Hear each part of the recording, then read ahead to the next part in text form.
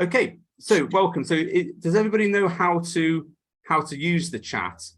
If you've been on Zoom before, there is a little toolbar at the bottom, and if you click on it, it'll say open chat.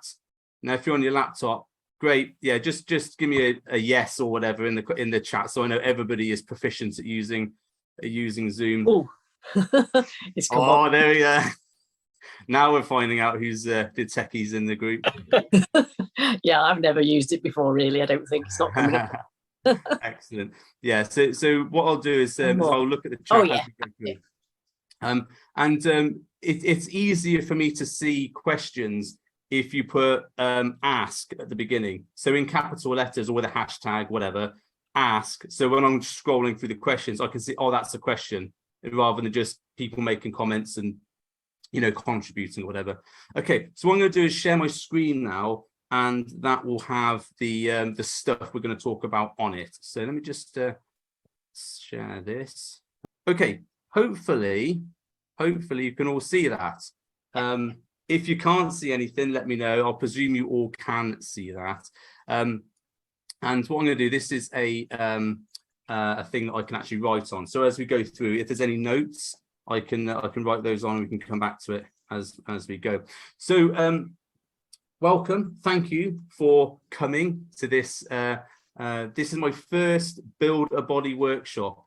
The name is based on Build a Bear workshop, where if you're a parent, you've probably lost your stole a couple of times. So I thought I'd give it a nice catchy name that parents and people over 30 could relate to, but hopefully not cry. So what we're going to do today, we're going to go through, there's 3 elements of my coaching is called Build. So, and there's 3 elements, and where we're going to be today is in this area. The pointless workouts, which is the problem, and the solution is productive workouts. So ideally, we want to leave here today with a full knowledge of how we're going to build the best workout ever in the world.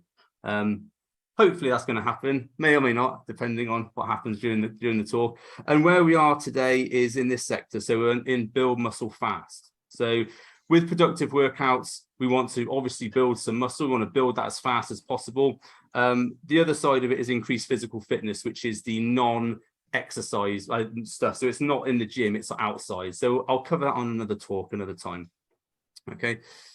Right, so what I've got here is an interactive workshop. So I expect you to contribute. Now, I have taken some of the questions which people have submitted, and they're all here. Now, as we go through, I've got this slide at the end. So if I'll come back at the end and we can say, right, have I answered the question? If not, we can go into it.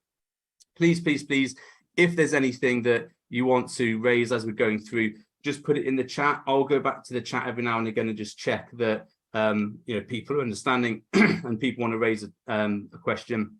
I'd rather, if you didn't speak on the call, not that I say don't speak because I'm so important, but what it does, it then it can then interrupt the talk. So if you put it into the chat, I can then say, oh, what does that mean? Well, let's develop that question a bit more and bring you on so that we can then discuss it. Is that okay with everybody?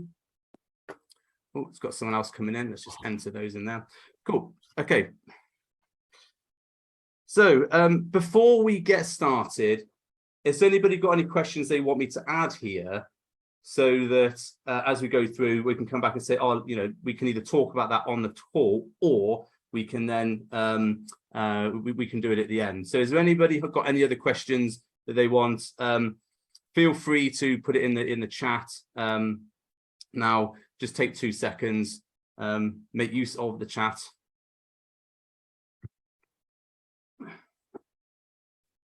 Give it a couple of seconds.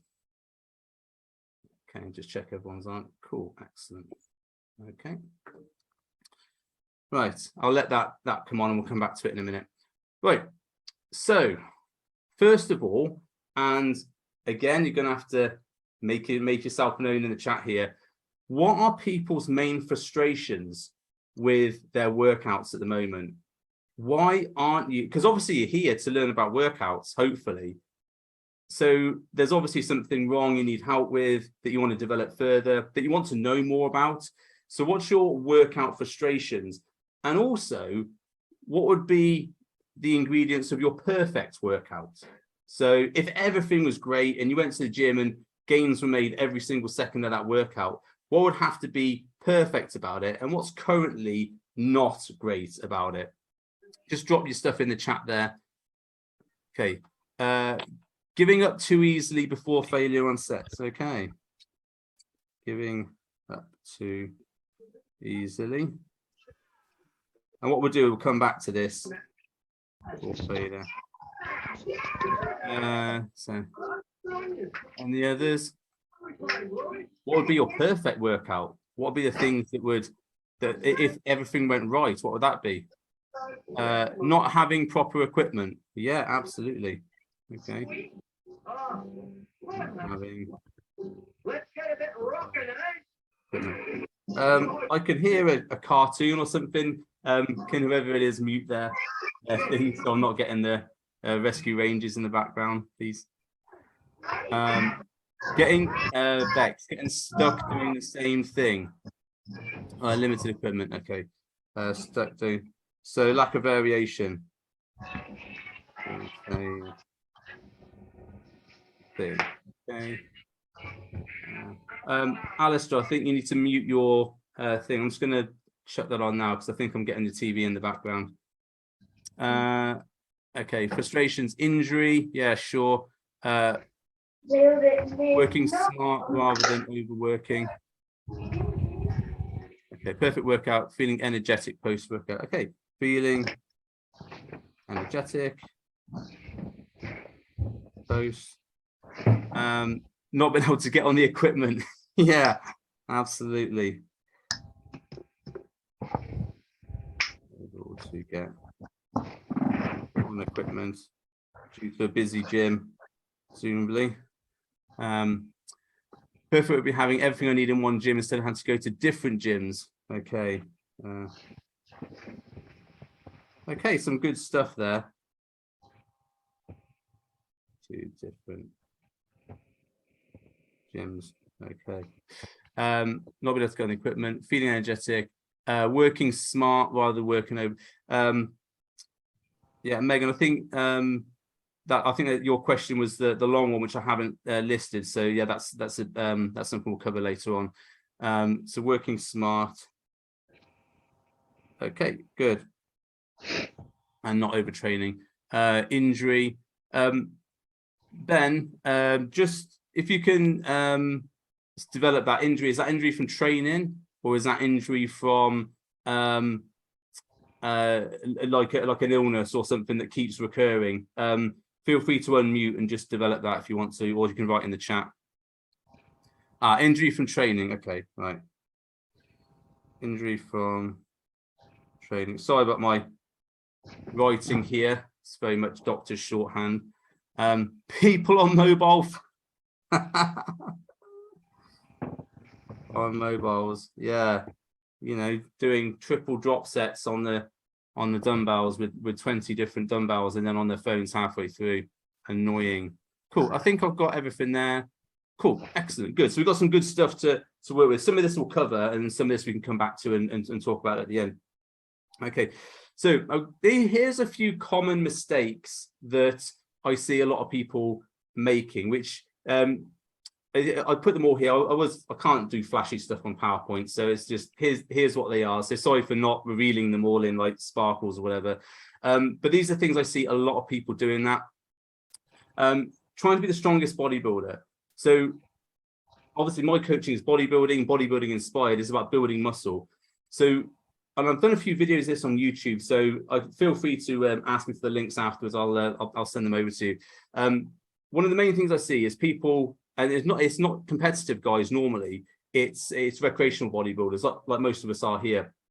And there's this thing about I have to be the strongest person in the gym. I have to be the strongest bodybuilder. And what happens is that they generally tend to get injured because they're trying to do bodybuilding workouts with strength training, which really doesn't work at all. Tendons don't like that sort of stuff. Muscles don't like that sort of stuff. So that's one of the main things here. So I'm going to develop that in a little bit. People trying to do too much in one workout, too much volume, too many exercises, too much weight. All this leads into overtraining, which and then can lead to injury. So there's no common thread here. Things lead to injury. The same workout for the same body parts. Yeah, absolutely. People are just they fall into this rut, lack of variation. And then they don't see any progress because their body gets very adept at handling that workout. But same as how if you do a job a million times, you get efficient at doing it, but your muscles don't get any bigger. So there's the problem there. The key thing here, which might be sort of a light bulb for you, only training one body part once a week. And that's the traditional bodybuilding thing is, let's smash legs, let's smash chest, and then wait 7 days for it to recover and come back again. Actually, the research is pointing to 2 or 3 days per week is the optimal way to train. So I'm going to develop that in a bit. So that might be a bit of a light bulb moment. Hopefully there's some more coming up. People try to make up workouts that they miss. I don't mean make up as in create workouts, as in, oh, I've missed my leg workout. So tomorrow I've got to do back, chest and legs in one workout. It's a 5-hour workout. Very common thing that people do, trying to make it up because they've missed it in the week. And then what happens is they overtrain, leads to injury.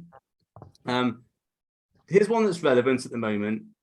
I don't know if people are active on social media as, in the way of they watch people doing workouts, or whatever. But seems to be this thing at the moment with everybody doing all these single arm cable row variations, doing them like super slow and doing them super weird in different positions. Hold on, someone is feedback on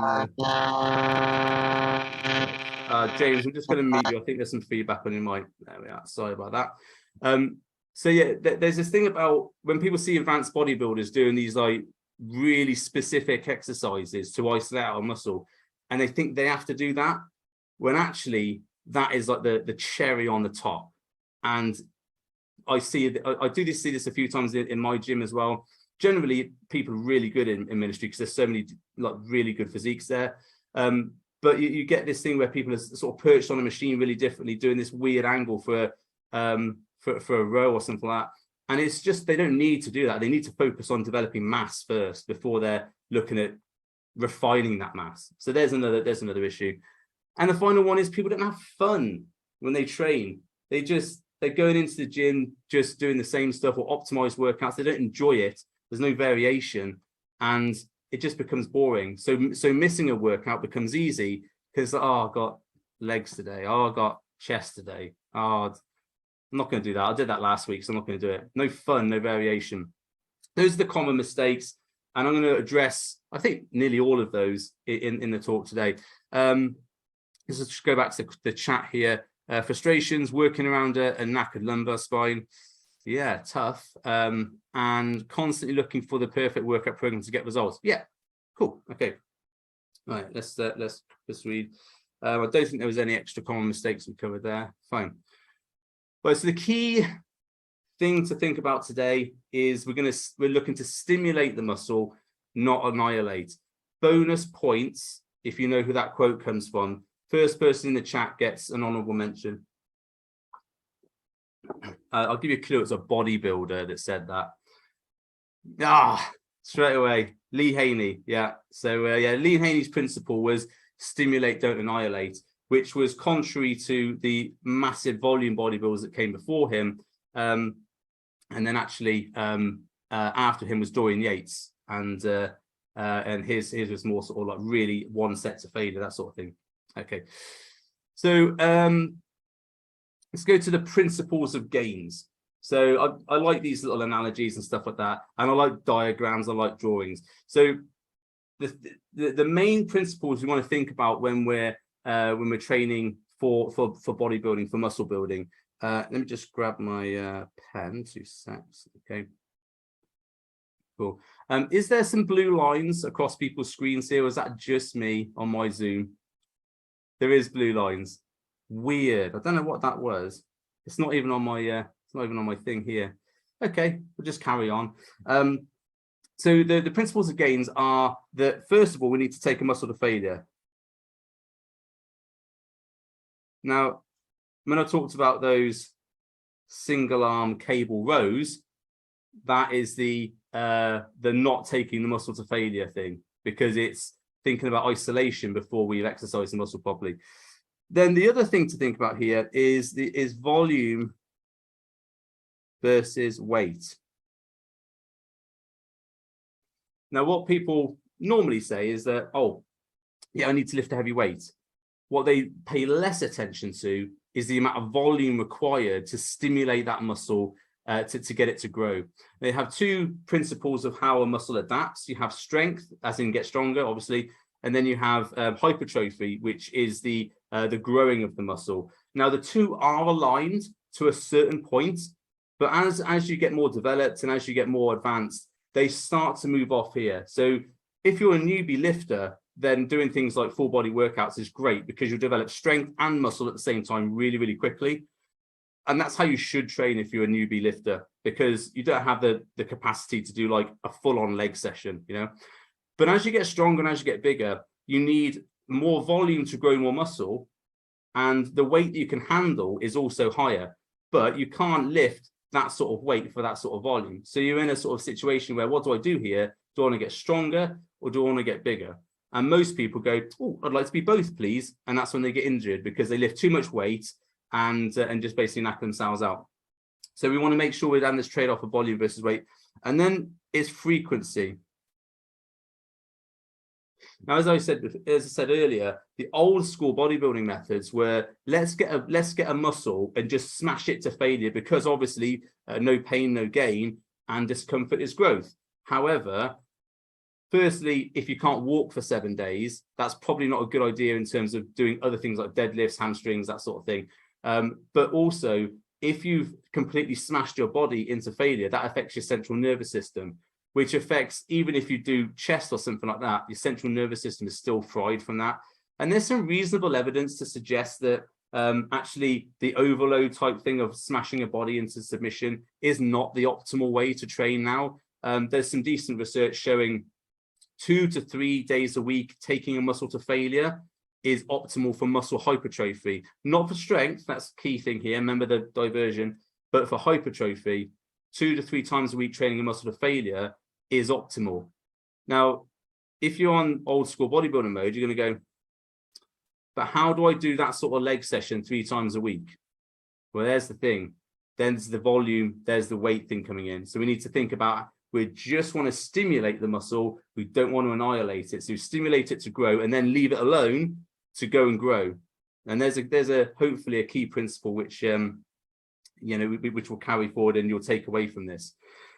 So taking muscle to failure, the volume versus weight principle, and frequency. Obviously, on the other side, there's things like nutrition, rest, everything else. That's not what we're going to talk about today. I'll do other videos on that. We're talking about just the workouts here. Okay, so I appreciate protein, all that sort of stuff is important. We're not going to talk about that today. Wish I could figure out what those blue lines are. That's really annoying. Anyway, so principles of gains: stimulation, adaptation, frequency. What we want to do is stimulate the muscle. So take it to what's called momentary muscle failure, or close to that. Now, what I want to get you thinking about here is a light switch or a dimmer.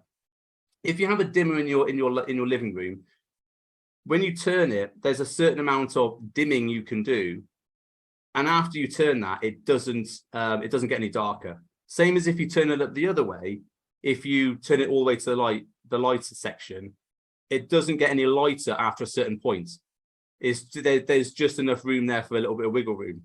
And the body is very similar in this respect, is that we only need to turn the stimulus a little bit to get that muscle adaptation and that muscle stimulus for building muscle. If we overstimulate the muscle, we're not triggering any more gains. What we are doing is taxing the muscle harder. Now, we are in a fine balance here in the fact that we don't just want to do one set, fail and go, okay, that's enough, we're going to get massive. You have to think about, there's got to be maybe 2 or 3 sets, a couple of exercises from different angles, so that we're making sure that all the muscle fibers are getting stimulated. But what we don't want to go is like, right, 30 sets on legs or 40 sets or whatever, I'm just thinking then, because some of my workouts are pretty tough, but I'm pretty sure we don't have 30 sets on legs. And that sort of training, and there was some really good research where they did this sort of thing. They had a leg session, a proper old school bodybuilding leg session where they smashed these guys. It was like front squats, rear squats, leg extensions, leg press, so a proper tough workout. Smashed it, overstimulated the muscle, and then they had on the other group which just did it like about a little bit less, and they found that it was still to failure, but they did like pushing past that, and they found the group that would actually that did less volume, less training, actually made more hypertrophy, as in that the results of when they put the biopsies in and did all those tests, there was actually more hypertrophy stimulus from the lesser volume. Now, what the premise was, because you can't really sort of prove this, the premise is that when you stimulate your body to adapt, you stimulate something called muscle protein synthesis, and that happens when you drink protein as well, or eat protein. Yeah, it's a muscle building switch. You turn it on, so we're turning the dimmer on here. The problem is that your body needs to recover before it can build. Now, if you've completely demolished your body, it's got to rebuild and then recover. Now, if you can imagine, you've got a certain amount of muscle protein synthesis stimulus that's going to then recharge your body. If all that's used up, putting the fire out, you've then got none to water the grass, if that's an analogy that works. Hopefully that makes sense. If I make no sense, put it in the chat. I don't understand this, Tom, what you're talking about, and I will develop it even further. But hopefully everyone gets that. The fact that you need to do just enough to stimulate muscle, but not smash it, so we're turning the dimmer all the way and potentially breaking the light switch with too much with too much current going in. So the stimulation is really, so we want to just stimulate enough. Then we've got the adaptation. So adaptation is the body's response.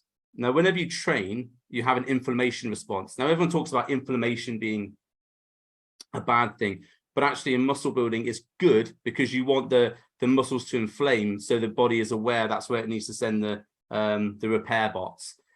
If we have completely smashed the body, then the adaptation is going to be potentially going the other way. Say if we do, let's say we do some sort of like endurance type workout, the body's adaptation to that. So say if we do leg press, we do it really light and we do like 120 reps.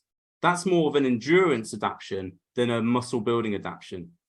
So we need to make sure that the stimulus we're giving it also is the right adaptation principle. We want the body to grow. So for example, if we're only doing like 3 to 4 reps, which is more strength training, and we go to failure, the adaptation is going to be get stronger, but potentially not get bigger. So we need to make sure we're in the right realm of both amount of volume, the amount of weight, and then we come on to frequency. And so frequency, like I said before, is how many days a week do we train? How many body parts do we train per session? How many times have you spoken to hit that body part? All making sense so far? Feel free, drop a thing in the chat if there's anything that you don't understand. Just going to take a sip of my tea, wait for that.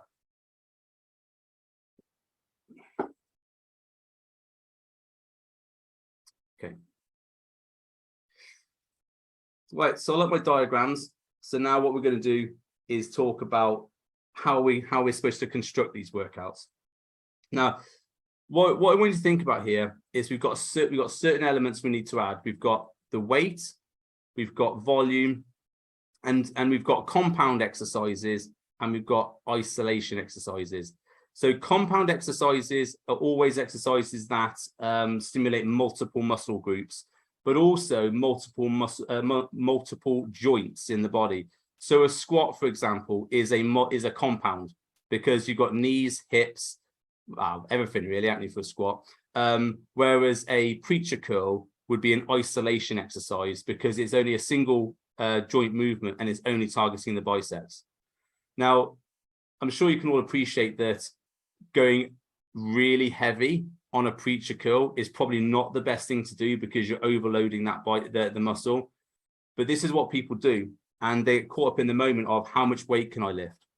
Whereas for isolation, we need to be looking at volume to failure, because we can stimulate muscle adaptation, hypertrophy through weight to failure, but also volume to failure. That's two key principles. Also, there's some evidence to show that the actual muscle pump can stimulate some hypertrophy, but that research isn't conclusive. What is conclusive is the amount of volume that you need to stimulate muscle building, and that is normally around about 7 reps, past 7 reps. you need to go to failure, but anything past 7 reps is widely regarded as that's in the hypertrophy zone. So in terms of what we're going to put into our workouts, at the start here, and along the bottom here, we have the weight lifted. So how much the distance here, that's more weight. And as we go up to the top, that's less weight. And then the time here, that's the time during the workout. So this is 0, and this is, say, 60 minutes. Okay, now ideally what we want to do when we're thinking about building our workout, we're strongest at the start of the workout, obviously, when we're fueled up and we're ready to go. We've had our pre-workout and everything else fired up, crawling the walls. So ideally what we want to do is put our heavy stuff in there. Heavy compounds here. Now, remember I said that you don't have to, you should be doing lots of strength movements, as in all the way through the workout. But it is important to make sure, as well as building muscle, we are building strength, because if you're stronger, you're going to be lifting more weight, and then that is going to build more muscle as a side effect. If we have more volume, we get stronger as a side effect as well. So but they are reversed. But you don't get that much hypertrophy from strength training, and you don't get that much strength from volume training. So what we're looking to do in the perfect workout is combine all those elements together. And then once we've completely sort of stimulated the muscle, then we can look at the finesse stuff at the end. So we've got heavy compounds at the beginning. Ideally, I would say we want to be, I would say it's about 5 to 7 reps here. This might look like the bench press. We go about 3 to 4 sets, a couple of warm-ups, say 10 reps on set 1 and 2, and then set 3 and 4, you're looking for, say, between 5 and 7 reps. For the last set, you might be looking at 3 or 4, because we still want to get stronger. Yes, nice to be strong. You know, it's nice to lift heavy. What we don't want to do, absolutely don't, if bodybuilding is muscle building is our goal, is to look at 1 rep maxes, because 1 rep maxes is a very much a strength training thing. You have to train a certain way to be able to handle that sort of weight. And if you're training bodybuilding, as in doing lots of volume and everything else, you won't be getting the tendon adaptations necessary for that 1 rep to handle that sort of stress. And that's where I see a lot of people. You see a lot of like really big pro bodybuilders. It's normally snapping their pec tendon or their knee, where they've done 2 heavy squats or 2 heavy bench press, and they're trying to get these, 2 or 3 reps sets out. Stay in your lane. If muscle building is your primary goal, stay at the 5 reps as a minimum if you can. So you should be failing at 5, as in the last set. The reason I say 5 is also because if you can handle the weight for 5 reps, you're going to be getting to that point where you know that you've fatigued. Rather than if you unhook something for 1 rep, you only know on that 1 rep if you're gonna drop it or it's too heavy for you. Okay. Now then, and if you notice this distance here, this is slightly smaller than that distance here. So whatever's going on in the middle section, that's going to be the majority of our workout.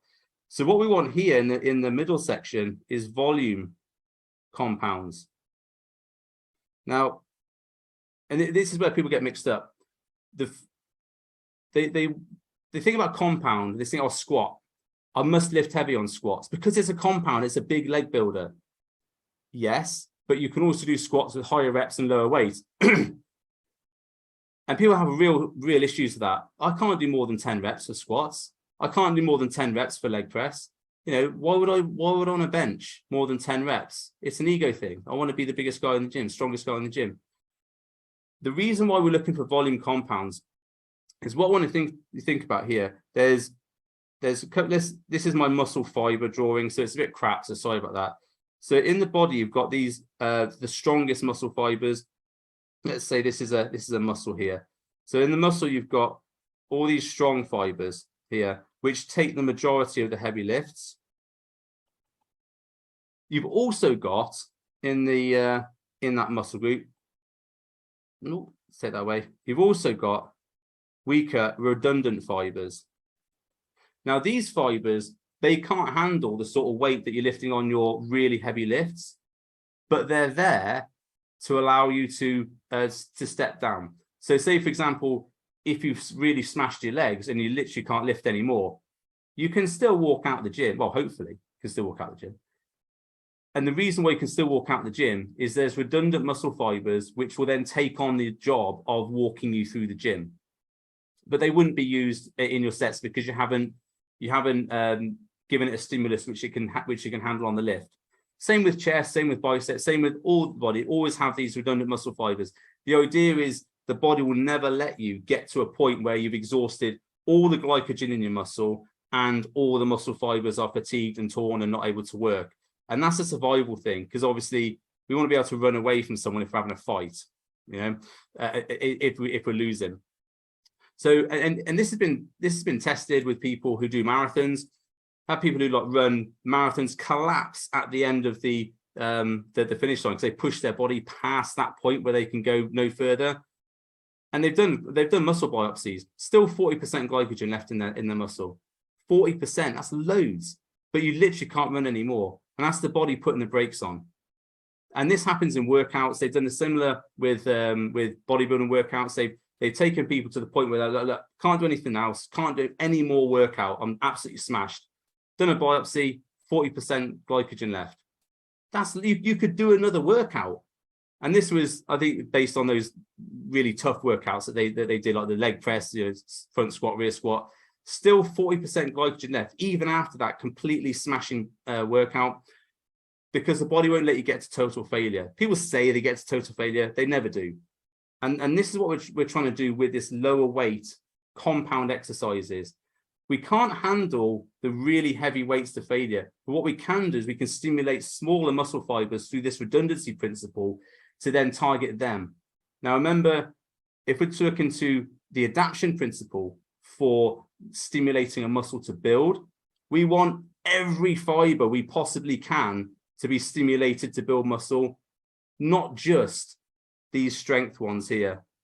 We want these ones here, these ones here, these here, all the other ones which are weaker, which can't handle those big loads. We can still keep exercising with weight to stimulate those to failure.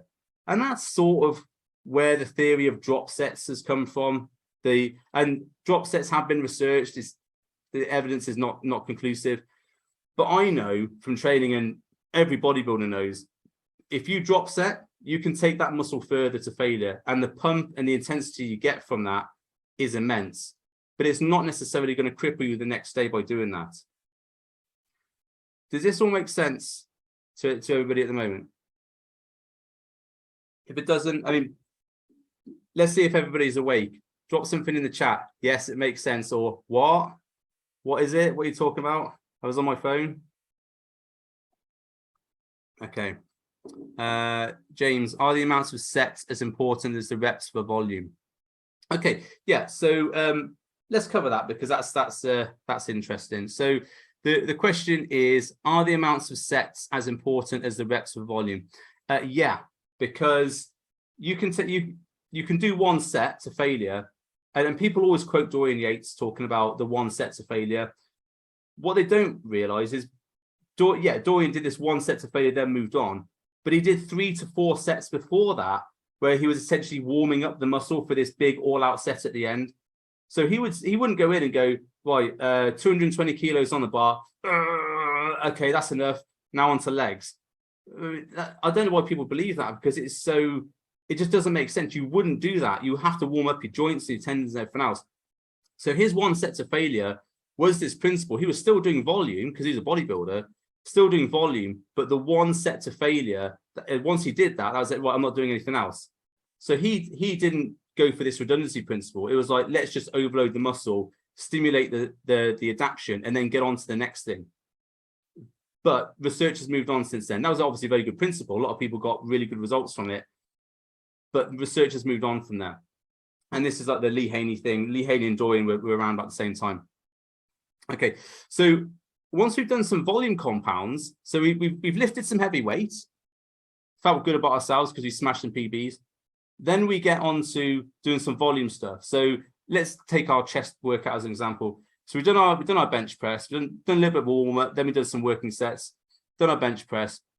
Then what we might do is go on to, let's say, dumbbell press. So we might do an incline bench press to start with. go to a flat dumbbell press, or we do dips, or we can do cable press on the cables, which is another compound movement, or any other chest exercise, which is compound, not flies, because that's an isolation. We can still get some decent reps out with a different angle with slightly less weight, and we can go up to say 10 to 12 reps on that.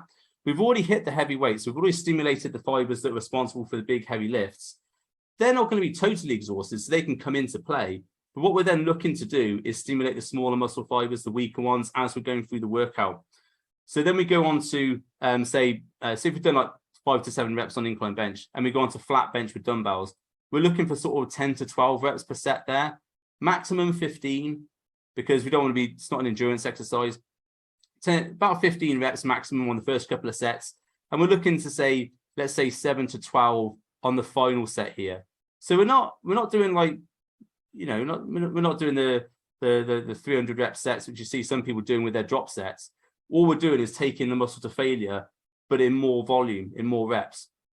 And what we might do at this point is also employ some drop sets. So say, for example, we might do some flat bench dumbbell press. Let's say it's 30 kilos. Smash out those, get say 10 reps on those. But we feel as though, do you know what, I've still got a little bit more in there. So you drop down, drop to 20. And then what's really important when you do your drop sets is, and this is what I see people doing this all the time, they go on this heavy weight and then they'll drop set and they'll go as fast as they possibly can on the drop set. What does that happen? What happens then? Other fibers, other muscles come into play to lift that weight, because you're starting to fail, your muscles starting to fail. So say, for example, your delts or your triceps might come into play. So when you do a drop set, make sure that drop set, the second exercise you do, or the second drop, whatever, or the third or fourth, is always slower than the first set you've done.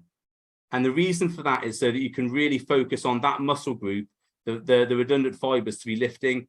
If you smash out as fast as you can, your form is going to go. You're going to start thinking, oh, I've just got to get the reps. When the idea is, it's not about how many reps you're doing, it's taking it to failure. So if you do say 10 reps, you're going to go for drop set, and you get 2 reps and then you failed, that's mission accomplished. You know, it's not, oh, I've got to do 5 reps now. It's, I've done 2 reps, that's mission accomplished.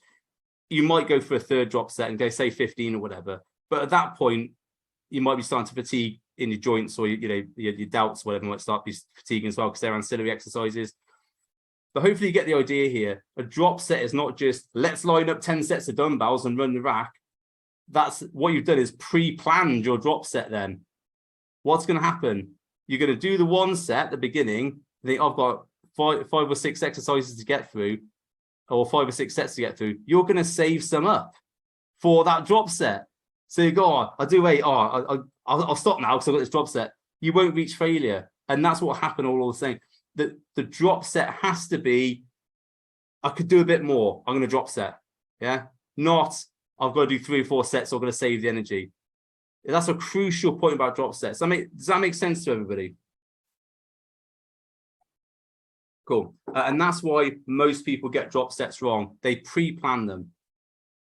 Okay, so once we've done a couple of our volume compounds and we've really got a good pump on, and we've stimulated the muscle with volume and multiple muscle groups with volume and with heavy weights, then we get to the isolation at the end. Oh, I'm in brown. Don't want brown. Come here. Black. All right. So then we get to isolation. Now, when we're looking at the end of the workout, if we're doing, say, a chest workout, if we're doing bench press, we've stimulated front delts a little bit. We've stimulated, let's say, rear delts if we've done some decline work. We've stimulated triceps because they're all involved in that pressing movement.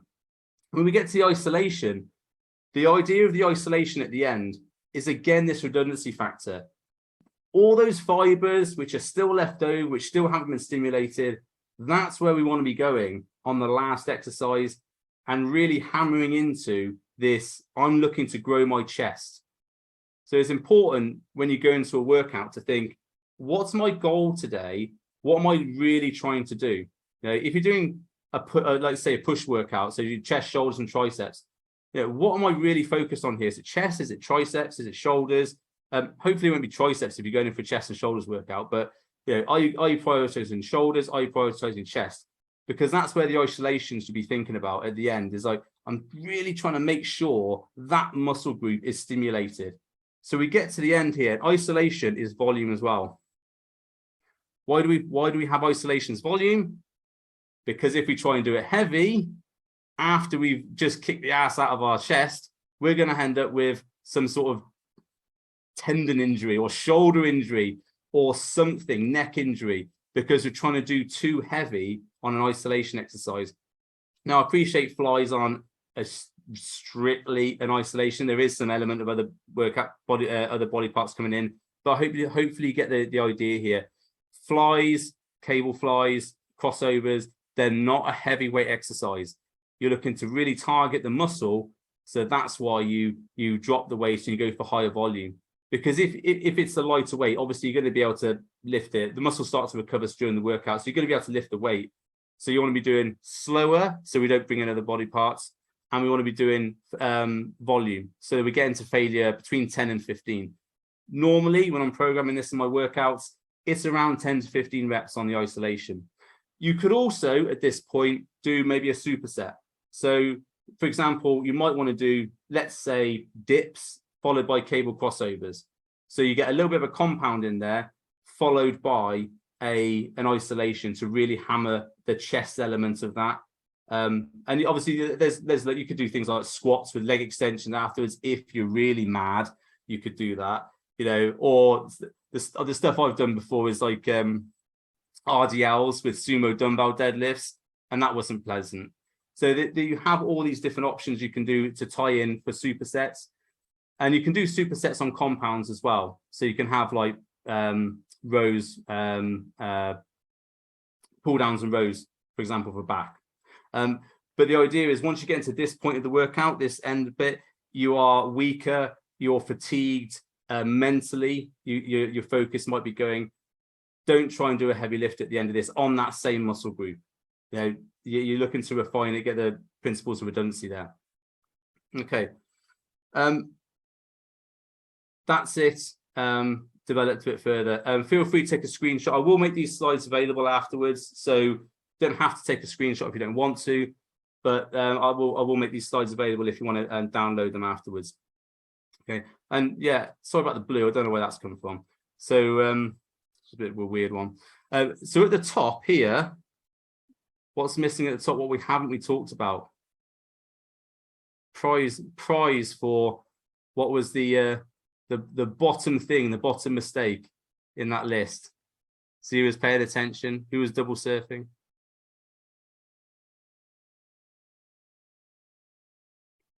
What's the one element? What's the mistake that people don't make? People make in their workouts, the final element. 10 seconds. And then no one gets a prize.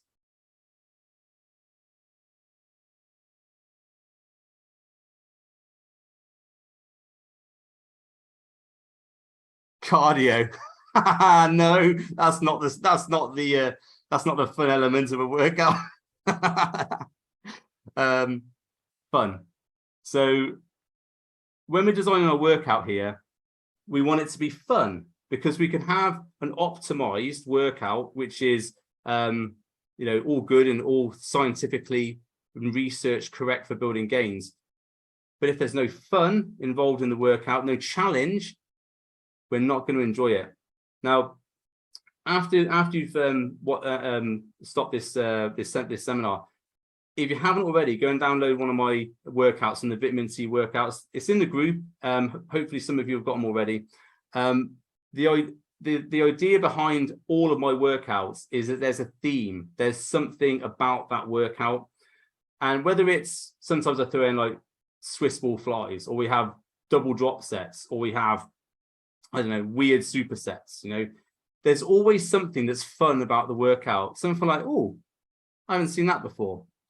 What can you put in your workout which would make it a little bit more exciting, maybe a little bit more challenging, something which you enjoy doing? Even if it's only, let's stick some arms at the end of the leg workout.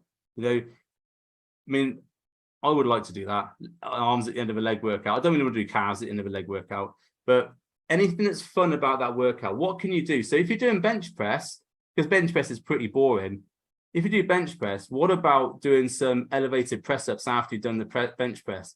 If you've not done that, that's horrible. Feet on the bench and just 10 press ups, nice and slow, after you've done the bench.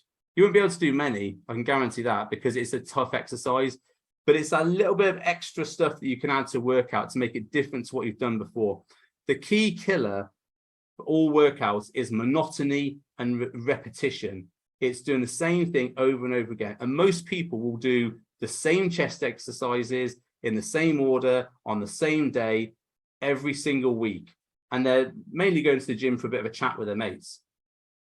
You've got to think outside that box. What can I do differently? What things can I stack together? Why don't I do chest and quads together? That'd be interesting. That'd be weird. It does work. I've got workouts like that. Okay. Should the fun element always be at the end? No, it can be all the way through. You know, so the Swiss ball exercise I'm talking about, I do Swiss ball flies and Swiss ball press in the middle of a chest workout. Now, if you've if anybody's interested, I'll send you the workout. The reason we do the Swiss ball flies in the middle is that we're always already fatigued. We've already taxed our chest, and then we're getting on a Swiss ball. And the reason we do it on a Swiss ball is it allows a massive stretch supported on the shoulders. So we can go all the way back here, and the Swiss ball supports you. You can pause at the bottom and then bring it in, which you can't do on a bench. Because if you do it on a bench, the bench pushes through the shoulders and creates an injury point. So you can't go too wide.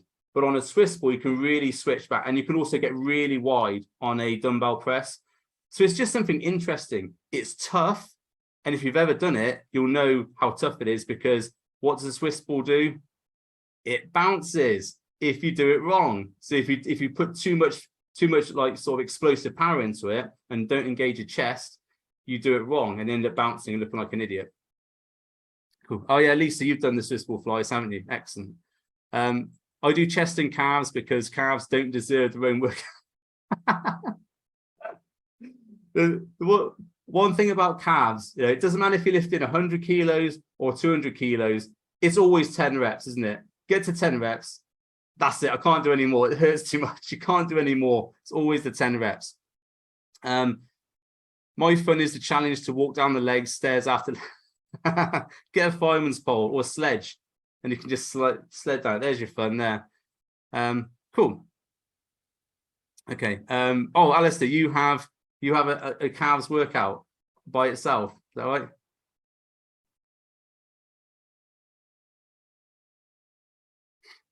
Okay.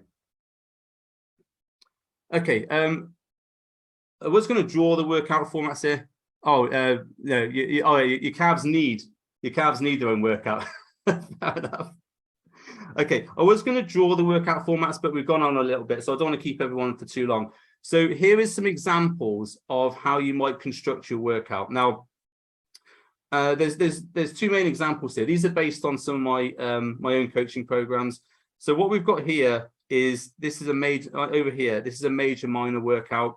What I mean by that is that we're focusing on one muscle group, but we're also, because we're looking to get that principle of training a muscle group twice a week, we're doing an ancillary, a minor muscle group at the end. So this all might be chest here, and then this might be shoulders.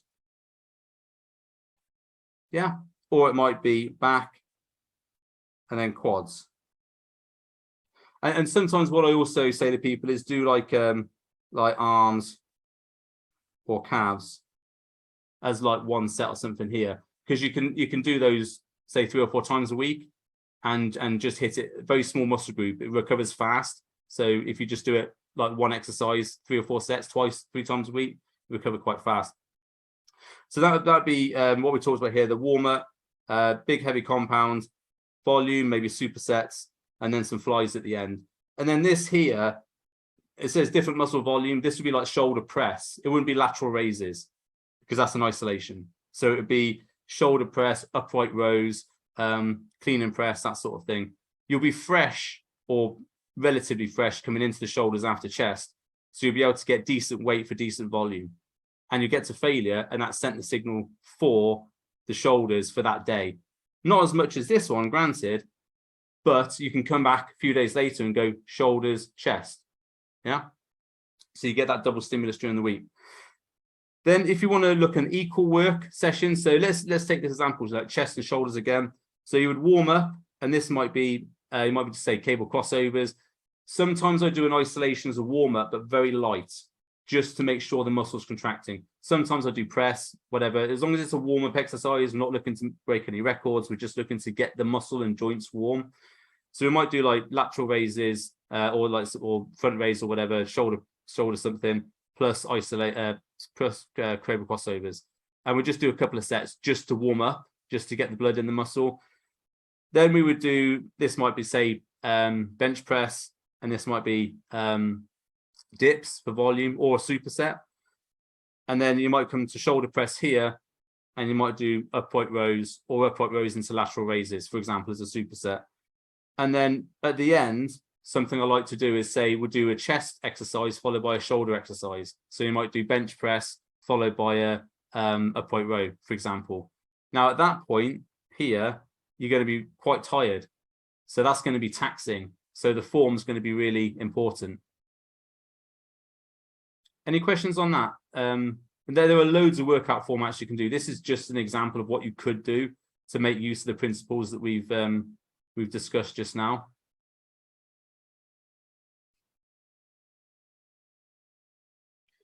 I was going to talk about weekly split here, but we're nearly at 9 o'clock. So generally, if it's 3 days,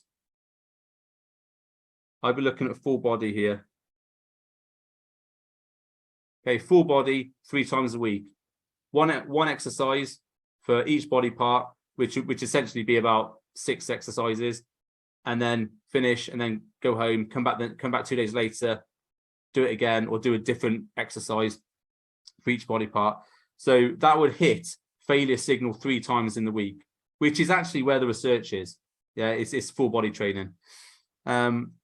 Alistair, is an equal work format better if you can only train 3 days a week? Oh, so okay, so I'm answering this now. Yeah, so what I would do, Alistair, if I would probably look at this workout, the full body split. You're going to hit failure 3 times a week, and I know people are going, "Oh, full body, that's for beginners." Yeah, but if you've got, okay, technically it is, because you're when you're starting out, that's the best thing to do. However, a few years into training, you've got the experience, the strength, you've got the ability to handle more in terms of volume because you've been training for so many years. Throw a few full body exercises in 3 times a week, and tell me that's not going to really, you're not going to really feel that, because you absolutely will, because you'll be able to push yourself harder than say a beginner will. 4 days. Well, I would probably go for this one here, because you can get 2 body parts a week, 2 body parts a session, so you can actually end up with 8. Is it 8? I have to do the maths on that, but you can definitely get in 4 days, you can definitely get most body parts in for twice a week there. And then the 5, if you're looking for 5 days, I would be going for this one here, because you absolutely can hit a body part twice a week with that. And I've built programs over both of these, because there's different ways you can do things. James, you upper lower benefit 4 days? Yeah, absolutely. So you could do on 4 days, you could do chest, shoulders, and back on Monday, back and hamstrings, quads and hamstrings on Tuesday, rest a day, come back and do the same split again. Now, absolutely, that would hit twice a week, and you're getting that failure signal. The only thing you've got to watch is doing chest, shoulders, and back in one session. That's going to be pretty taxing, and it might be a longer session. So, that's up to me. Personally, if I was going to program that, I'd probably have some supersets in there. And just for fun, I would probably have some heavy supersets. Now, I've got workouts that I've built where you do heavy bench press and go on to heavy rows afterwards. And that's the heavy compound work. That's tough, but exciting and fun and challenging. But if you do that too many times, yeah, you probably end up not liking the gym very much. Alistair, so would a 3-day full body of 6 exercises per workout consist of a heavy compound for each body area? Yeah, so what you would do there, so if you say look at a full body, now what I would do is I would change what the first body part is. So if you're going to do a 3-day exercise, you might do, say, bench press, then row, say barbell row. Then you might do shoulder press. Then you might do squats, Romanian deadlifts. And you might want to throw some arm supersets in there and some calves. Yeah, or triple set. You could do the arms, you could do biceps, triceps, calves all in one set. I've done that before, it's quite nice. And then when you come back to day 2, you say, well, I'm going to do squats first, then I'm going to do RDLs, then I'm going to do bench press. Get the idea? So you're always changing up what the first stimulus is, because it's going to be fresher on the first exercise. So make sure you've got upper starting, lower starting, upper, and then for this 3rd day here, you might want to go like leg press, bench press, row, really mix it up. So you're going across. Depends on how good your gym is, how much variance you've got at your gym. But because you're only doing one exercise in one area, you're probably going to get away with jumping on different machines or whatever. And don't think that machines are worse than, say, barbells. I've had awesome workouts, especially when I was competing with no bars and just going for, say, squat machines, because I could really focus on the movement without worrying about the bar on my back. I remember looking to stimulate the muscle through failure, not have an ego lift of how much squat we can do. Yeah. Paul, back, biceps, chest, triceps, legs, shoulders, calves. Yeah, exactly. What I would probably do, Paul, when you're doing, because that's only going to hit the body parts once a week. So what I'd probably do is, when you're doing back and biceps, I'd probably throw like one set of shoulders in there, and then when you come around to shoulders and calves, throw a set of back in there. Same with chest and triceps. You could throw something like a set of squats in, or set of leg press. Sorry, a couple of sets of leg press. And with the legs, you could throw in like a row or chest press or a shoulder press as an extra at the end. It's going to take you about 5 minutes to do, because you're only doing 3 sets of like 10-12 reps, and you go to failure, but you'll still get that failure signal, and then you're hitting that twice a week stimulus for your failure. Okay, Alistair, would you superset them? So this is for your full body, yeah? Full workout, stick at 5 to 7 or 7 to 10 reps. Yeah, do you know what? I wouldn't be going for 5 to 7 reps, probably. I'd be going for the volume failure principle here, because I mean, it depends on how you want to structure the workout. Say if we're looking to focus on chest and back, maybe I'd go heavy on these 2 at the beginning, and then these ones would be volume, but still to failure, still lifting heavy-ish weight, but whereas this might be, say, 80% 1 rep max, and this is like 60 to 70, but it's still going to be taxing. It's still going to take you to failure. But if you try and lift heavy all the way through this and do like 5 to 7 reps all the way through, your CNS is going to be fried at the end, really bad. So, and then you've got to come back and do that 2 days later. Yeah, that's probably not a good idea.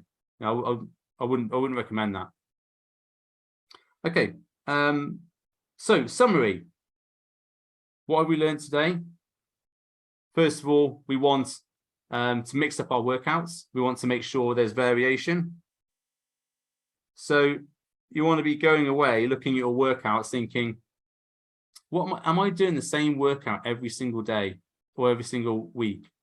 Am I always doing flies, bench press, incline bench press, decline bench press, and then some cable crossovers for chest? And then am I always doing, look at your workouts, what you're doing. How can you spice them up a bit? How can you add some supersets? How can you add some random stuff in there to really shake it up a little bit?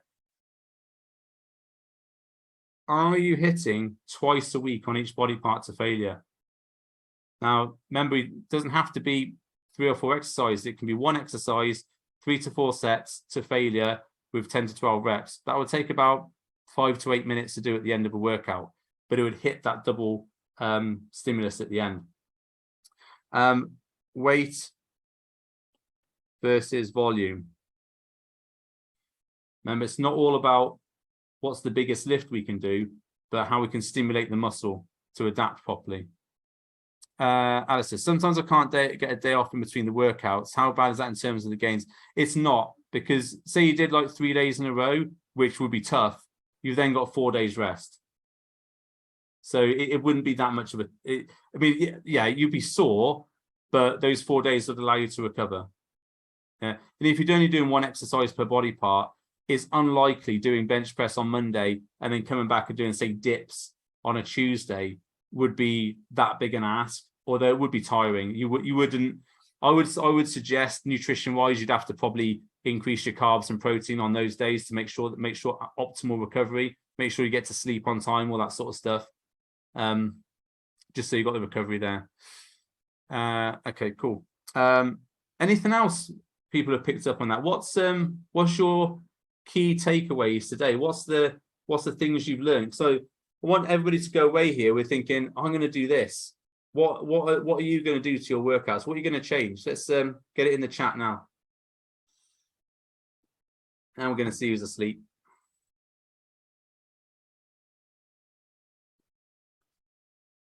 You know, what are you going to change in your workouts? What exercises are you going to add? What combinations are you going to try? Don't fry your CNS system. Absolutely.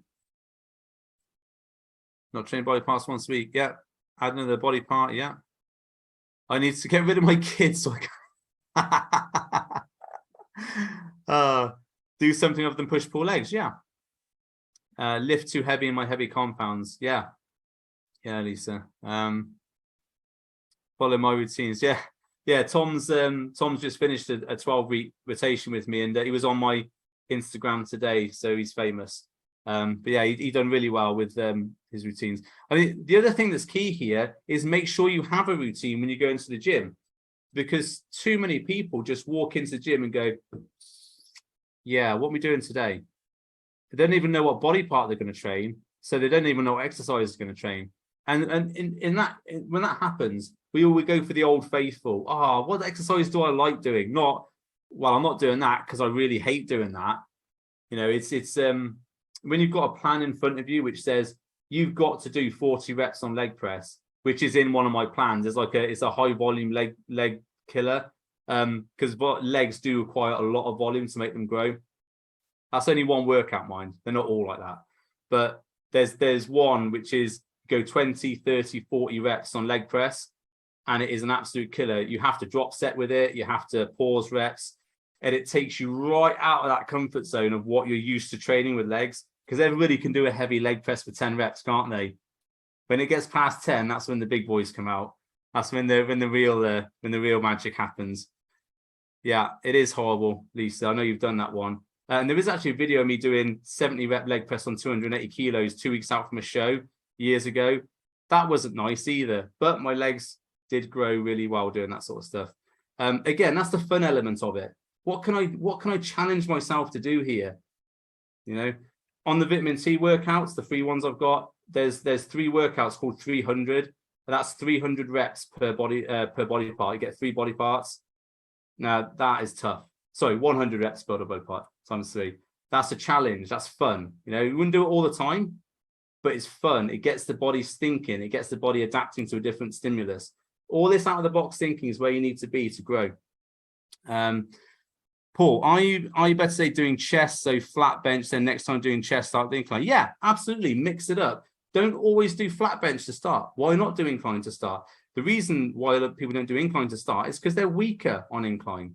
But actually, incline does stimulate more chest than flat bench, which is ironic.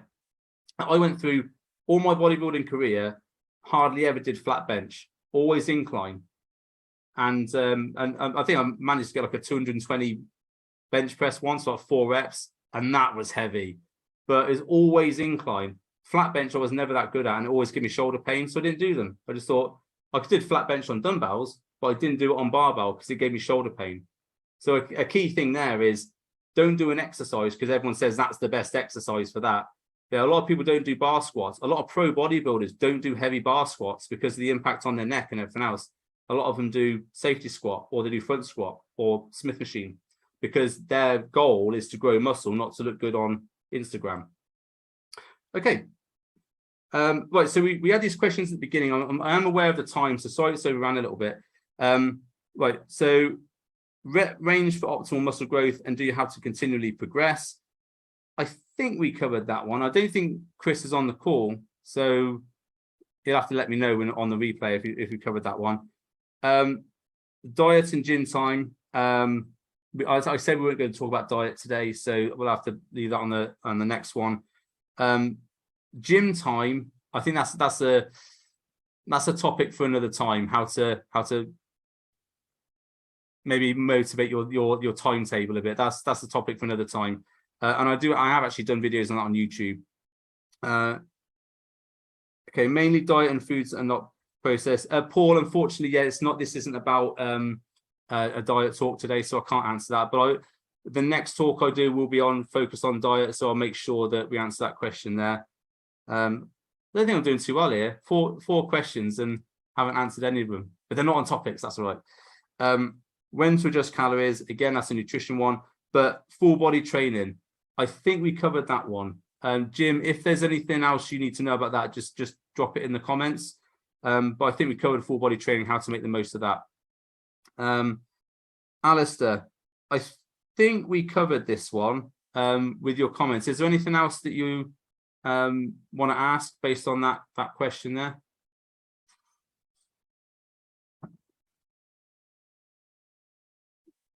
Oh, great. Okay, good. Overtraining due to medical condition. Yeah, I won't disclose who that was. But the question was about getting overtrained quickly. So in that situation, because we're looking to reduce stress on the CNS, I would go for more volume based. I would not have the heavy compounds at the beginning. I would go for, say, a volume compound on one muscle group, or and then move on to the next one, and probably only do 1 to 2 exercises in the set. That is for a medical condition, so that won't be applicable to anybody else. Simple substitutions when you're in a really basic gym. Yeah, so you can do most angle exercises, say anything cable wise, you can do on a bench, because the cable in the position when you're in the position on the cable, say a crossover, is just, imagine the bench is on your back. That's where the you can adapt it for a dumbbell quite easily. So you don't need cables, but they are nice. Squats, you can do squats on Smith machine. You don't have to have a bar there. If the gym has got dumbbells and the Olympic rack, you can probably do most stuff. It's just going to be annoying setting it up. Becky, if there's any specific exercises, put them in the build group, and we'll have a proper chat. It's probably easier for me to link you to the exercises on YouTube for the ones you want. That's probably an easier option, unless you want to comment in the comments here. Which muscles are easily stimulated for growth, or are there certain muscles that benefit from certain training techniques but drops there? Yeah, good question, Lisa. So I would say, and this I think is a little bit gender specific as well, because what I found is women really do benefit from real heavy volume training on legs. I also find that women generally are very strong on their back exercises, but then weak on their push exercises like shoulders and chest. I don't know why that is. Might just their genetic makeup of muscle. So I think whenever I've been training women, as in personal training, we really hammer the legs, because again, women tend to hold their fat on their legs. So the more mobilization of energy around the area we can get, the better. So high volume, don't go too really, really heavy. But what I have found is that women generally tend not to lift as heavy as they should. And I don't know why this is. Maybe it's because they're just afraid is the wrong word, but they don't want to push themselves too hard in the gym. I don't know, maybe I'm not explaining that right. But I found that a lot of the time, say if we're doing leg press, we can really rack on the weight they're normally doing with very little issue. Obviously have a spotter there, everything else, but the high volume nature, and that should be something you really incorporate, because we're also looking to burn calories, and especially if you're looking to keep lean, you want to be making sure we're hitting a lot of calories in the workout, as well as decent heavy weight. I think in terms of muscles that benefit from certain training techniques like drop sets, I think that's more of an exercise specific. So say squats, as in bar squats, are not great for drop sets because you've got to do the exercise, rack it, come out the side, take the weights off, come back in, rack it. And you could do that, but that's going to be a long set. Whereas if you say on a leg press, you know, and you've got a partner, they can just take the weight off, or you can get off. I mean, that's not as good either, is it? Leg extensions, you could really just change the pin, so you could do drop sets very easily there, and that would be maybe an isolation exercise at the end. I would say that it's dependent on the exercise rather than the muscle group, because all a muscle knows is taken to failure and how much volume it's done. It doesn't know what exercise has done it. But from your perspective as the trainer, what lends better to drop sets, supersets? You know, it's I think bars generally are not great for not great for drop sets because of the loading on them. Pin machines or ones you can do quick changes on, like the lever kit where you can just drop the weights off, they're quite good for drop sets.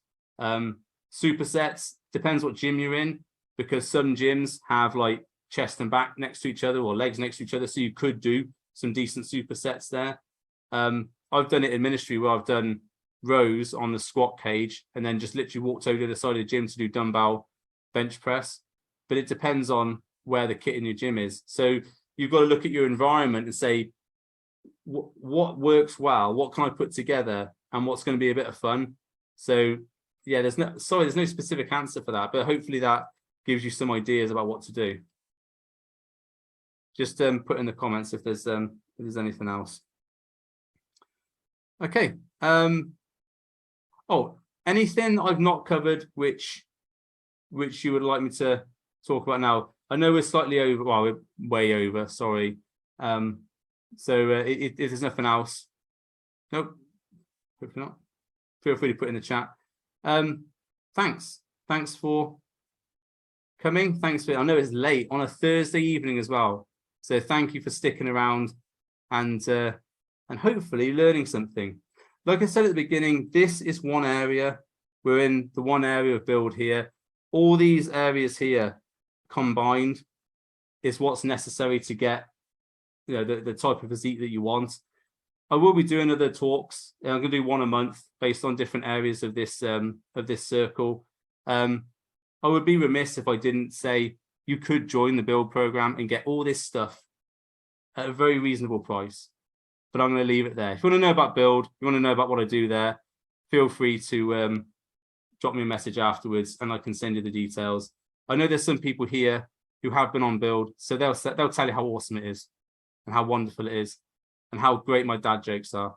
So and we do little presentations like this during the week so that people can drop in and get advice. So thanks for coming.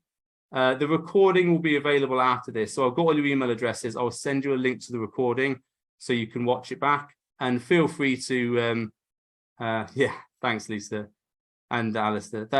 Yeah, feel free to email me if you've got any questions after this. Great, thanks for coming.